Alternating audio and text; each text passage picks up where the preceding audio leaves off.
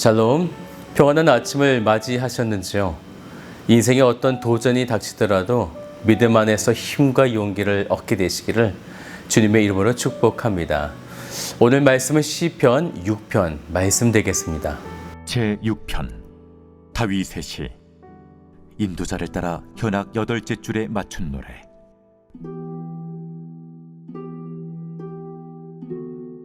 여호와여, 주의 분노로 나를 책망하지 마시오며 주의 진노로 나를 징계하지 마옵소서. 여호와여, 내가 수척하였사오니 내게 은혜를 베푸소서. 여호와여, 나의 뼈가 떨려오니 나를 고치소서. 나의 영혼도 매우 떨리나이다. 여호와여, 어느 때까지니까?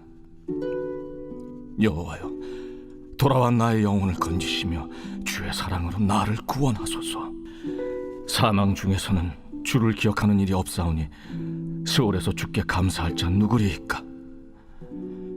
내가 탄식함으로 피곤하여 밤마다 눈물로 내 침상을 띄우며 내 요를 적시나이다. 내 눈이 근심으로 말미암아 쇠하며 내 모든 대적으로 말미암아 어두워졌나이다. 악을 행하는 너희는 다 나를 떠나라. 여호와께서 내 울음소리를 들으셨도다. 여호와께서 내 간구를 들으셨으며 여호와께서 내 기도를 받으시리로다. 내 모든 원수들이 부끄러움을 당하고 심히 떨며 갑자기 부끄러워 물러가리로다. 시편 150편은 총 5권으로 분류되어 있는데요. 1편부터 41편이 1권이 되어집니다.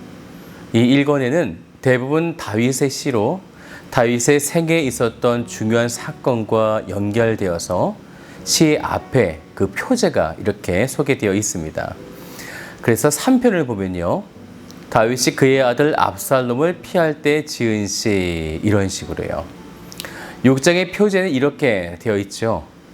다윗의 시 하면서 인도자를 따라 현악 8째 줄에 맞춘 노래라, 이렇게 이야기하고 있습니다. 그래서 표제를 보면 4편, 5편, 6편이 다 음악적인 배경을 두고 노래하고 있는데요. 이렇게 음악적인 배경을 두고 노래하는 시가 시편 전체에 총 57편이나 되어집니다. 노래하고 있으니 그의 인생이 아름다운 삶 속에서 행하고 있는 것처럼 보이지만 이 시편은요, 병상에서 드리는 노래, 시가 되어집니다. 육적인 질병뿐만 아니라 영적인 부분에서도 몹시나 괴로워하고 있는 그 상황 속에 기록된 것이죠. 2절을 같이 볼까요? 여호와여, 내가 수척하였사오니 내게 은혜를 베푸소서. 여호와여, 나의 뼈가 떨리오니 나를 고치소서. 이것은 육적인 질병을 말하고 있죠. 그러면 이제 그 다음 3절을 같이 볼까요? 나의 영혼도 매우 떨리나이다. 여호와여, 어느 때까지니까? 영적인 질병 가운데 있음을 또 보여주고 있습니다. 이 순서를 보면 육신이 병이 들고 약해지고 그 이후에 영혼의 병이 들었다라는 것입니다. 구약시대의 하나님은 당신의 백성들이 잘못을 하였을 때 질병과 전쟁 등 이러한 육신의 고통을 사탄에게 허락하시게 되어졌는데요. 그 사탄의 공격은 이제 육신을 넘어 영혼까지 병들게 만든다는 것입니다. 사탄은 지금도 같은 패턴으로 우리를 공격하고 있죠. 육신의 아픔, 직장, 질병, 자녀 등의 고통을 주고 그 이후에 영적인 부분을 공격하여서 우리를 나락에 빠지게 만들죠. 지금 다윗이 그런 상태인 거죠. 우리가 만약 이런 상황에 있다면 오늘 다윗의 시를 잘 보면서 그 안에 해답이 있음을 발견하실 수 있을 것입니다. 시편 6편은 초대교회의 카시오도로스로부터 참회시라 이렇게 불리워졌는데요. 시편에는 총 7편의 참회시가 있습니다. 다윗이 이렇게까지 고통을 당했던 사건이 무엇이 있었나? 다윗 인생 가운데의 가장 큰 사건은 역시나 우리아를 죽이고 그의 아내 바세바를 범한 사건이 될 것입니다. 다윗의 일생은 이 사건을 통해 끊임없이 고통과 아픔을 겪었기 때문이죠. 그래서 1절을 보면요. 여호와여 주의 분노로 나를 책망하지 마시오며 주의 진노로 나를 징계하지 마옵소서. 말씀을 보니까 마시오며가 2번 사용되고 있는데요. 이것은 히브리어로 알이라고 해서요. 이것은 매우 간곡하게 요청하고 있다. 이것을 보여주고 있는 것입니다. 바로 주의 분노와 진노로부터. 이 고백을 보면 다윗은 하나님을 바라볼 때 공의로우시며 정의로우시다. 이것을 보고 있는 것인데 그래서 지금 다윗의 육적, 영적 상태가 말이 아닌 것이죠. 그런데요. 이런 상황 속에 다윗이 하나님의 이름을 여호와라고 이렇게 부르고 있다는 것입니다. 여호와는 구원을 주시겠다는 언약의 이름인데요. 다윗은 그 구원의 약속을 신뢰하고 있는 것입니다. 아주 중요한 메시지죠. 우리가 어려움에 처할 때에 여호와의 이름을 잊을 때가 있더라는 거예요. 다윗은 지금 형식적으로 부르고 있는 것이 아니라 알이라는 단어를 사용하여서 간곡하게 하나님을 향하여 요청과 도움을 구하고 있는 것입니다.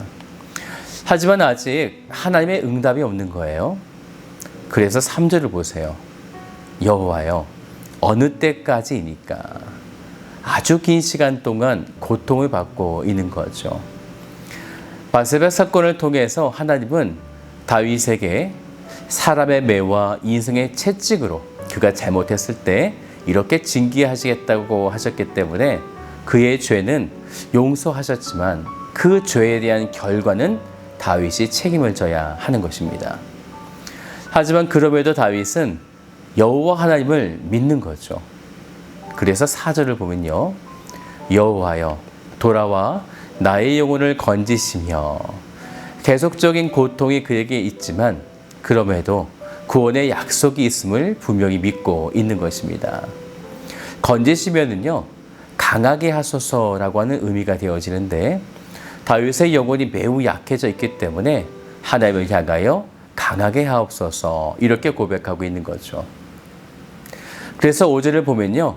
사망 중에서 또 스올에서 이렇게 고백하는데 스올은 이전 성경에는 음부라고 하는 표현을 사용했었습니다. 일종의 지옥을 말하고 있는 거죠. 이 지옥은 하나님과 완전히 단절된 그런 곳을 말하고 있습니다. 그러다 보니 다윗은 6절을 볼까요? 내가 탄식함으로 피곤하여 밤마다 눈물로 내 침상을 띄우며 내 요를 적시나이다. 지금 이 표현은요. 시제가 미완료예요.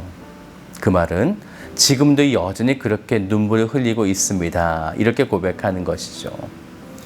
자신의 생명의 위협, 질병, 자녀들의 싸움과 죽음, 이 모든 고통에서 비롯된 인생의 수없는 이런 눈물을 다윗이 흘리고 있는 것입니다.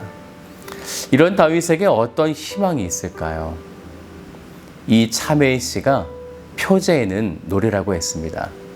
어떻게 이것이 노래가 될 수 있을까요? 다윗은 이런 고통 속에서 9절을 볼까요? 여호와께서 내 간구를 들으셨으며 여호와께서 내 기도를 받으시리로다. 명백히 다윗이 무엇을 하고 있습니까? 기도를 하고 있다고 말하고 있습니다. 그리고 그 기도를 하나님이 이미 들으셨다 이렇게 확신하면서 그가 선포하고 있는 것입니다. 어떻게 확신할 수 있을까요?